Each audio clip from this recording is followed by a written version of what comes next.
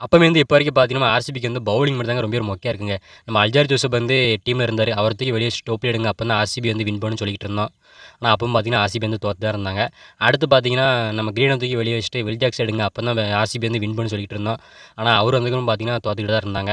அதுக்கடுத்து பார்த்தீங்கன்னா, ஃபெர்குசன கண்டிப்பா டீம்ல கொண்டு வாங்க. அப்ப தான் ஆர்சிபி வந்து பவுலிங் வந்து செம்மையா இருக்கும்னு சொல்லிக்கிட்டு இருந்தோம். ஆனா, நேத்து பார்த்தீங்கன்னா, நம்ம ஃபெர்குசனே 4 ஓவர் போட்டு ஒரு 52 ரன்ன குடுத்துட்டாருங்க.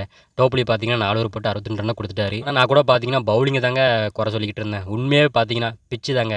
இந்த பிட்ச்சில வந்து ஜான்சன், மலிங்கா இவங்க போட்டா கூட போல்டு, பூம்ரா இவங்க போட்டா கூட கண்டிப்பா அடிபடுங்க. அப்படியாப்பட்ட பிட்ச் தாங்க நம்ம சின்னசாமி ஸ்டேடியம் பிட்ச்சுங்க. நம்ம ஆர்சிபி பவுலிங்க குறை சொல்லி ஒண்ணுமே நடக்க போறதில்லங்க. ஸ்டேடியம் தாங்க இதுக்கு எல்லாமே காரணங்க.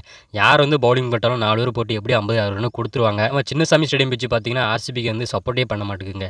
ஆர்சிபிக்கு எதிரா தாங்க இருக்குங்க. ஆனா இப்பவும் பார்த்தீங்கன்னா, ஆர்சிபி வந்து ஃப்ளே ஆஃப் வரதுக்கு 80% வாய்ப்பு இருக்குங்க. இப்ப வரப்போற எல்லா மேட்சுமே ஆர்சிபி வந்து ஈஸியா வின் பண்ணிட்டாங்கன்னா, ஃப்ளே ஆஃப் வந்து கண்டிப்பா வந்துருவாங்க. யாரும் கவலைப்படாதீங்க. இன்னும் மேட்ச் இருக்கு. பொறுத்திருந்து பார்க்கலாங்க. கண்டிப்பா ஆர்சிபி வந்து ஃப்ளே ஆஃப் வருவாங்கன்னு எனக்கு கொஞ்சம் நம்பிக்கை இருக்குங்க. இனி வரப்போற எல்லா மேட்ச்லயுமே ஜெயிச்சாங்கன்னா, கண்டிப்பா ஃப்ளே ஆஃப் வந்து வரலாங்க. ஓகேங்க. டாட்டாங்க.